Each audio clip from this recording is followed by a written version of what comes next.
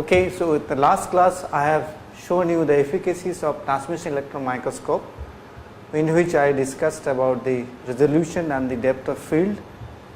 I have discussed how to use this microscope to obtain different kind of images. Today I am going to show you the real microscope. This microscope is in-housed in the Department of Material Science Engineering of IIT Kanpur. We have been using this microscope for the last 5 years. So I am going to show you first actual microscope, different parts of the microscope, and then describe how we can use it. So in a transmission electron microscope is basically and versatile equipment in the sense that we can use this machine for many such analysis of materials and get information from starting from the diffraction to composition or spectroscopic analysis to high resolution microscopy. So obviously microscope will have basic features and lot of attachments to get informations on the spectroscopic related things and also the other aspects which I will discuss slowly. So in a real microscope we start from the top. Basically in an electron microscope the source is electron. So electrons are to be generated by certain means. Electrons can be generated by many means. One way of generating electron is to use thermionic emission of tungsten filament or the lanthanum hexaboride filaments. Otherwise we can use field emission guns. So all the modern day high resolution electron microscope has field emission guns. In this microscope the top part is basically the gun. You can see there is a power cable coming and sitting on the gun, and that assembly actually contains a hairpin tungsten filament. This is nothing but just like a tungsten filament in an incandescent bulb we see in the real homes. So tungsten in the form of wire less than about 1.1 millimeter is bent to create a hairpin like structure, and then if we apply a voltage or if you to heat up the tungsten filament, it emits electrons. So therefore that is the main source of electron. But problem is in thermodynamic emission is that because it's a tungsten filament, so therefore the electrons which are coming on the surface may have different energies. So that's why many times we use another kind of hairpin filament known as lanthanum hexaboride. Lanthanum hexaboride crystals are actually grown along 110 directions, and these crystals then can be used to get emission from the by heating. So they are much better than tungsten in the sense that the emission is much more stable, energy spread of the electrons is less, and the brightness of the beam is higher. And in modern day technologies we use the field emission guns or called FEG. So field emission guns are again tungsten filament grown or single crystal tungsten grown along 110 directions, and then we have a very fine tip less than about 0.01 millimeter, and if we apply a very high electrical field of the order of 10 to the power 6 volts per centimeter between this filament and another electrode, so the anode, then we can actually force the electrons to tunnel through this electrode and come out as an electron. So these are the sources which is normally used. In this microscope we use tungsten filament or lab 6 depending on our uses. So in a FEG we need to have a very high vacuum system because FEG filaments needs to be very clean, contamination free. So therefore if you want to use a FEG filament, this top portion of the gun needs to be evacuated to a level of 10 to the minus 10 torr. So that's basically additional cost. That's why many of the microscopes, normal standard microscope, do not have FEG column. Otherwise one can actually heat up the tungsten filament in a FEG microscope so that any oxide which forms on the surface can be removed. Whatever may be the way, the cost is very high for tungsten filaments. Now once the electrons are generated, they need to be focused. They are focused by a set of condenser lenses which are situating here.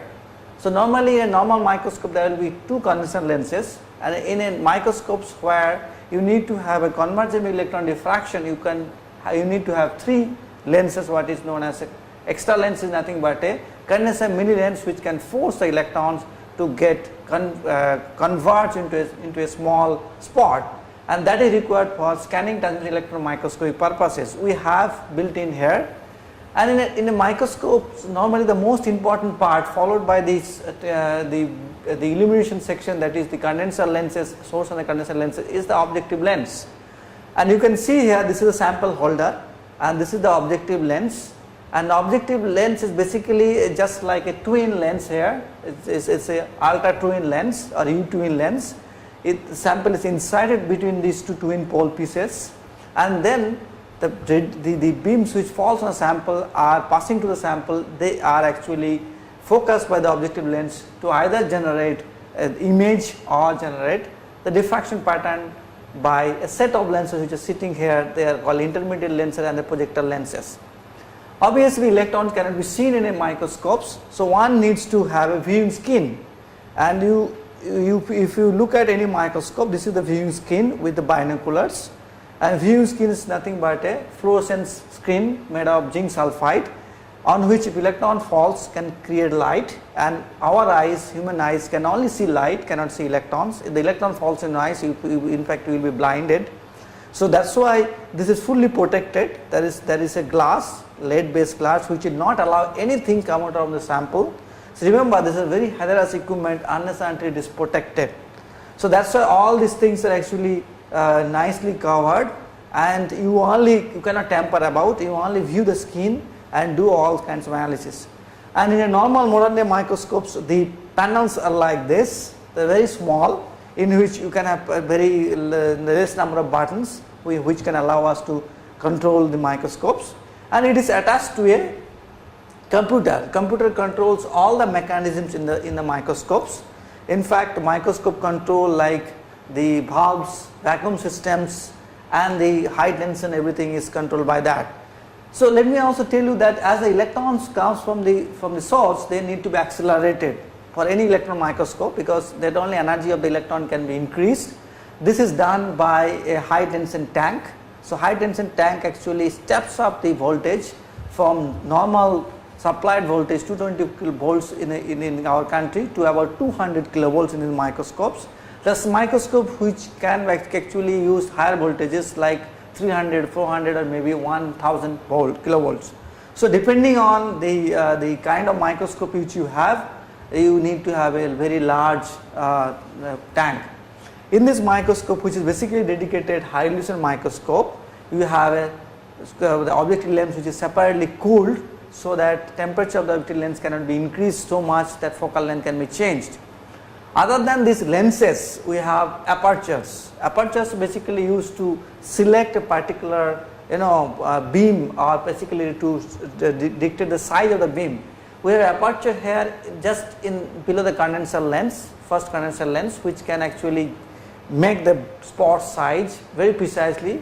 So one can change this aperture and set at different level depending on the intensity level of what you want. Then you have aperture in the objective lens column, which can allow us to select whether we want to image using transmitted beam, or we want to image using a diffracted beam, or we want to do high resolution electron microscopy, which I will show just within few minutes time. Then you also have a aperture in the SAD, or called selective area diffraction. Basically, if you want to select a particular region of the sample and do the diffraction analysis, you need to use this aperture. There are actually 3 or 4 apertures depending on the kind of investigation you would like to do. One can select these apertures and then get a diffraction information. Remember, in electron microscope, diffraction pattern forms on the back focal plane of the objective lens. So depending on your wish whether to use the diffraction pattern or the image, you can actually energize the intermediate lens more or less, and to get either diffraction pattern on the skin or the image. And that is normally routinely done by the microscope system. We don't need to bother, we just sit in front of the microscope and do it. Other than that, this microscope has basically to make the vacuum system clean, we need to have a liquid nitrogen cooled setup, where there is the liquid nitrogen chamber which can take care of all the contamination on the sample, because most of the samples will have contamination not only when the not only that when the electron beam falls on a sample, it can generate contamination. Those contamination cannot be allowed to go to the vacuum system, or it can actually create the system vacuum system to be contaminated. So to get it anti-contamination free, we have anti-contamination device like a liquid nitrogen cool trap, which can take care of all these contaminations. So this liquid nitrogen tank needs to be refilled intermittently to get a very good vacuum inside the column of the microscope. Well, there are several attachments to the microscope. The first one is this attachment, which is known as energy dispersive spectroscopy, or EDAX, which is again basically very ultra thin window EDAX. So we can use as the electron falls, and I discussed in the last class, it generates X-rays, and these X-rays can be used to basically qualitatively and quantitatively determine a particular electron element, also figure out amount of the material that particular element present in the sample. So this is done by the EDAX, which have already been discussed in your material characterization course. So I will also discuss after what's called sometime in the course also. Another important thing which you have is basically here is known as HARDIF, or high angle annular detector, which is sitting over there. This detector is basically meant to get jet contrast images. As I discussed in the class, the electrons which as it falls on a sample, very thin transparent sample, it get diffracted, and diffraction power of the material depends on kind of element present in the material. If the sample contains very heavy element, they will diffract strongly. On the other hand, light elements like lithium, aluminum, silicon, as compared to palladium, bismuth, they will diffract very slowly. So therefore, we can actually get this different diffracting we can actually get the diffraction beams which are coming from a sample collected by this detector at an annular space or at an angular space from the transmitted beam. And by using this detector, one can actually see the actual jet contrast image on the sample. This is just like in a scanning electron microscope as we use backscatter imaging mode. But here we don't use the same technology or same concept like in scanning electron microscope, rather we are using a diffraction contrast imaging, which is basically governed by the atomic number of the element. So that is attached to this microscope. Other than that, one can have many other things, which includes energy loss spectroscopies analysis, which can be attached at the bottom of these microscopes, or one can have different video ports to do in situ microscope. Remember, we don't have in situ microscopic stage here, but one can attach this to this microscope. In situ microscopy means we can put the sample inside the microscope, then we can heat or cool it down and observe the sample, what are the kind of changes happening in the sample, and this can be recorded in a video by attaching a video port, or this can be recorded in normal mode also, which I am going to discuss in a minute's time. So therefore, depending on our use, we can attach different kinds of things in the microscopes. One can actually even attach other things like people sometimes use what's called the cold stage microscopy, where the holder itself is a cold stage, and this kind of stage is actually used for biological sample viewing. So depending on the use or depending on the need, a transmitted electron microscope can be used for any purposes. Now as far as the recording is concerned, because images needs to be recorded, or the whatever you are viewing on the screen needs to be recorded. Earlier days people used to record using a photographic plates, just like a normal photographic plates we do, but these plates are very big and long, so they can be pushed placed at the just below this the viewing screen, and because transmitted electron microscope has a very large depth of field, so therefore whatever will be focused on the screen can be assumed to be focused on the photographic plate, and once these photographic plates are exposed by the electron beam, they can be just developed and the images can be obtained. But those days are over now. Normally nowadays we use a digital camera, which is there at the bottom of these things. This is basically digital camera from Gatton Incorporation, and this digital camera actually very sensitive to electron beam. So depending on the imaging conditions, we can actually collect these images directly on the digital camera and then view it on the screen. Okay, so depending on that, so I can show you one such image which is we have collected in the microscope. So you can see here there is an image which is collected by this from this microscope. So there are many features. So one can actually do this image collection directly from the camera, and camera technology has improved extensively for over the time scale as per the resolution of the camera, sensitivity of the camera, also the exposure to the camera, all has been developed to the optimum level. And nowadays we can have a very high resolution camera which can even grab the high resolution images to the exact resolution what you see on the screen. So but still many people use both the imaging systems and for day to day life. Then another kind of imaging system which has been developed nowadays, which is used, is called photographic plates, which are sensitive to the light.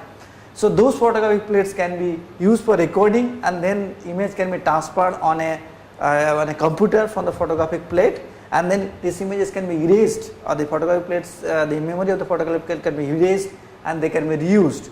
They are very sensitive to the lights, but they are not used for the normal microscopes, only for very exceptional cases where you want to record diffraction patterns which are energy filtered, that can be done.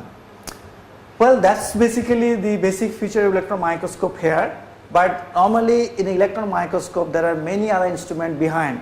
As you can, you may not be able to see from the video, but there will be UPS, the unlimited power supply that is needed. There will be chillers, because these lenses which are basically used to image the sample in the microscopes need to be water cooled, because they are electromagnetic lenses, and this water cooling is done by chiller which are normally kept outside these microscope rooms. And then you can also have sample cleaning system. Before you put the sample, one can clean the sample using a plasma cleaner. Nowadays we also have a plasma cleaner which will show you after I finish the discussion here. So using the plasma cleaner, one can clean the sample very nicely, so that one can get a very nice region of the sample and view it.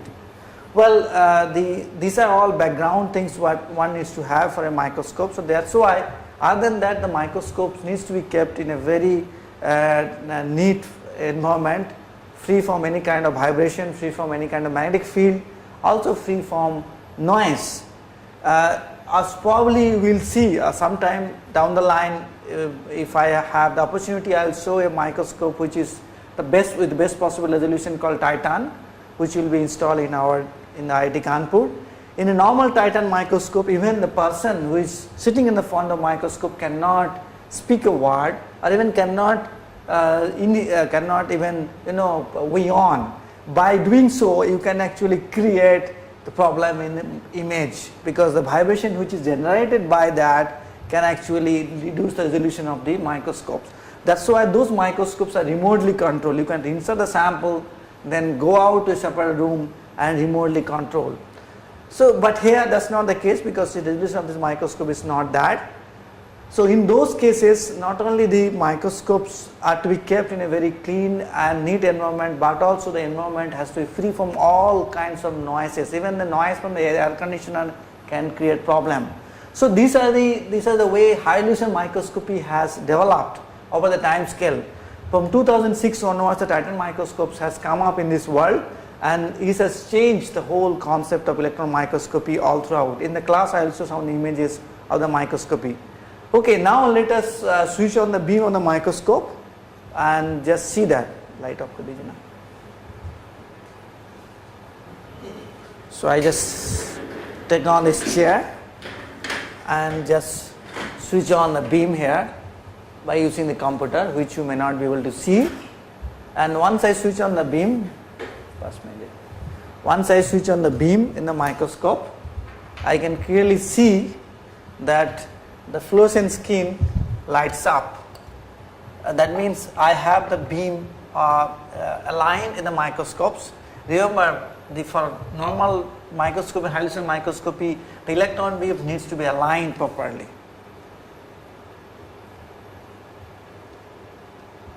So I just then bring the sample in the microscope column into the field of view, and then I'll just set up the microscope.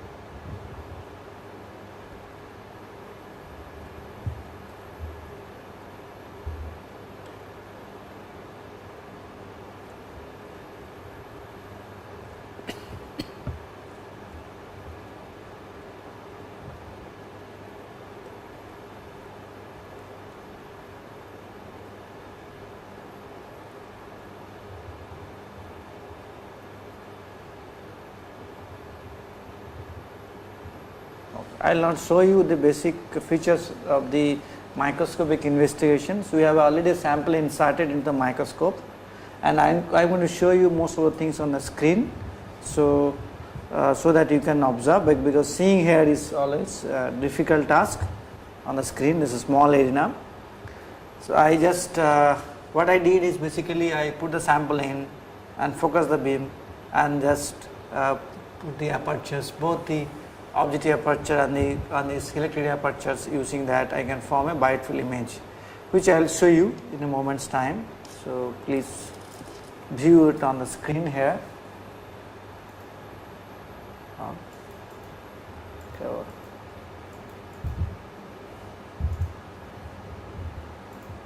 On है कहाँ नहीं दिखा रहा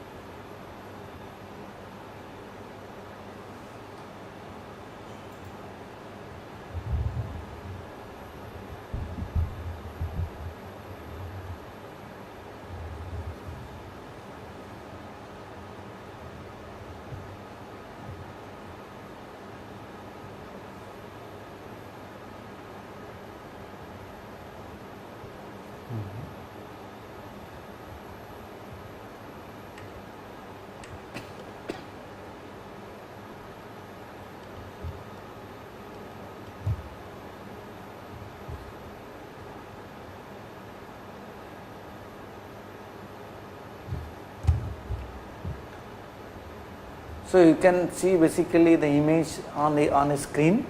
So this is a typical bright field image in electron microscope, where the field of the V is bright, and one can see that there are different features on the microscope, on the image. Some of the features actually tells, each feature will tell us some contrast. Basically this kind of image is based on the diffraction contrast in the electron microscopes. As the electron falls on the sample, it undergoes diffraction. So by using the diffraction information, we can form different kinds of images. So the first kind of image is formed as known as a bright field image, in which the transmitted beam or the forward scatter beam is used to image that. So whatever intensity information is there in the forward scatter image will be seen on this image. On the other hand, if we use a diffracted beam, then we can see the informations regarding a dark field. the most important thing in a microscope when somebody sits is the diffraction pattern, because diffraction pattern is basically formed by the diffraction of the crystals in the sample during as the electron falls on a sample. So electron getting diffracted can lead to this kind of diffraction patterns, and they contain all information regarding the sample type, regarding the feature space in the sample, whether there are defects or not even that, depending on the orientation of the crystals, this diffraction can be changed. So that's why the diffraction pattern is something which is known as the most important thing in a transmission electron microscopes. By using the diffraction pattern, subsequently one can generate either a bright field image or a dark field image, or even one can use this as a high resolution electron microscopy. So this is the very powerful process, so that one can actually analyze almost all features which are present in the sample at the fine scale to the level of Armstrong or sub-Armstrong nowadays possible. One can actually gather informations. That is the reason I have told you in the last lecture or this lecture that transmission electron microscope is basically a versatile equipment, can be used for many kinds of analysis of the sample. So let me just now go back to the microscope and try to figure out a diffraction pattern and this. So this is very in the microscope very typical. They can nowadays everybody grab the images on the computer screen.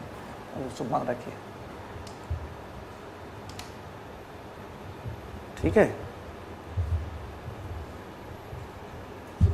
मन रखिएगा. You don't come into picture, Yusuf.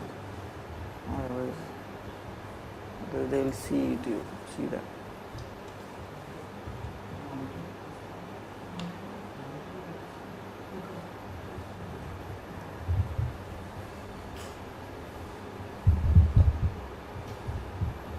See, Yusuf. You're lucky also.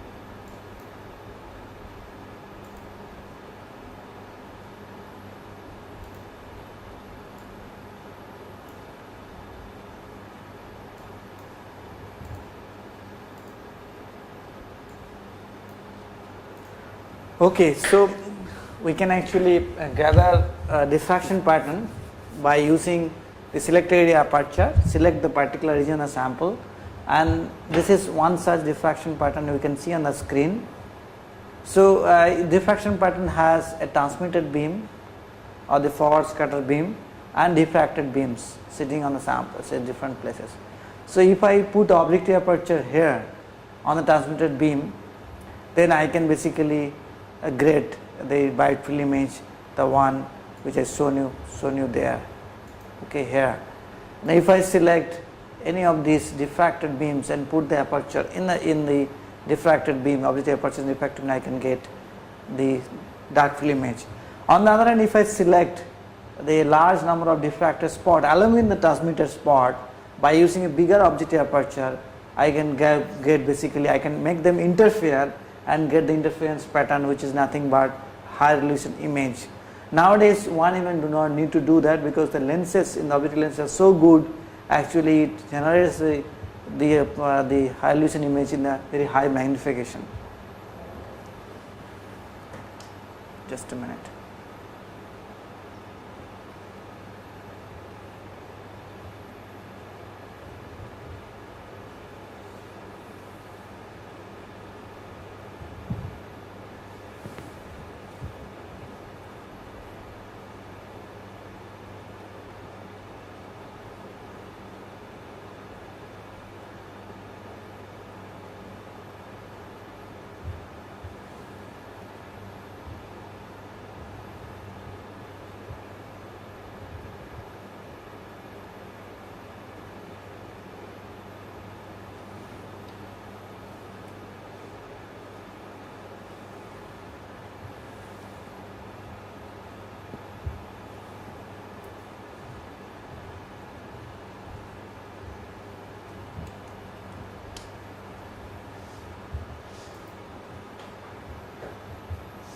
So this is a dark field image which can be actually obtained by using one of those diffracted spots in the microscopes, and it will light up the regions which are diffracting strongly in the microscopes.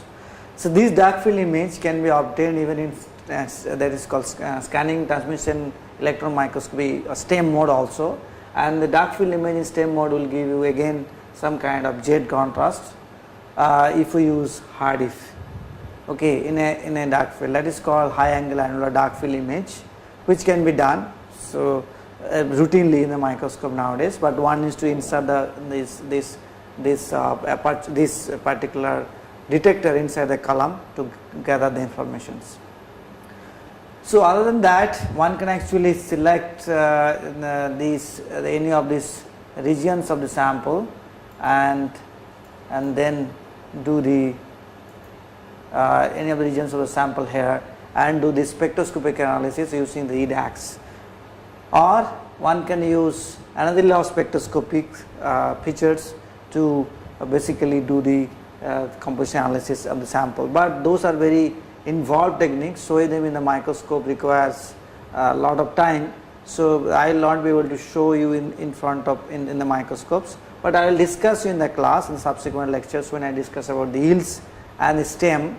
I will show you the basic features, and I will show you some examples of our own study which we have done in the process of our own research, even using these microscopes or maybe some other microscopes which I am going to show in the class.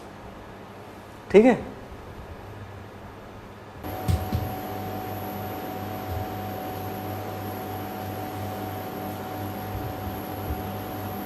Modern days electron microscope requires sample preparation. Sample preparation is one of the biggest bottleneck of the getting high resolution microscopic images. So that's why sample preparation technique has seen a sea change over the time. So I will not be able to discuss exactly different sample preparation procedures, but of late, even after TM sample is perforated and thinned down to the electron transparency level, the sample surface can have oxides or other contaminations. To make it contamination free, this normally for the analytical microscopic purpose, also for high resolution purpose, the machine which is used is known as a plasma cleaner. It generates the plasma using a gas or gas mixture like hydrogen, argon, oxygen inside this machine, and we can actually load the sample in a TM sample holder and inside this one and clean it using the plasma. This is very fast and very what's called authentic technique to get sample contamination free. This is very important for many analysis, as I said, not only high resolution but also composition analysis and also in STEM, because in STEM we use a focused beam or a converged beam rather, not a converged beam, and as if the sample has contaminations, the converged beam will interact with the contamination and sample will be basically more contaminated as the investigation goes on.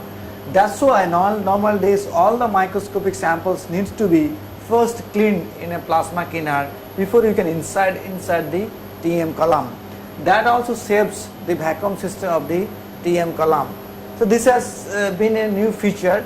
In fact, many people nowadays use something known as a nanomill, where even after the normal thinning of the sample is cleaned by using very low energy argon beams in a nanomill very precisely, so the surface oxide layers are removed and a very controlled manner, and so that we can get an actual high resolution image in the microscope.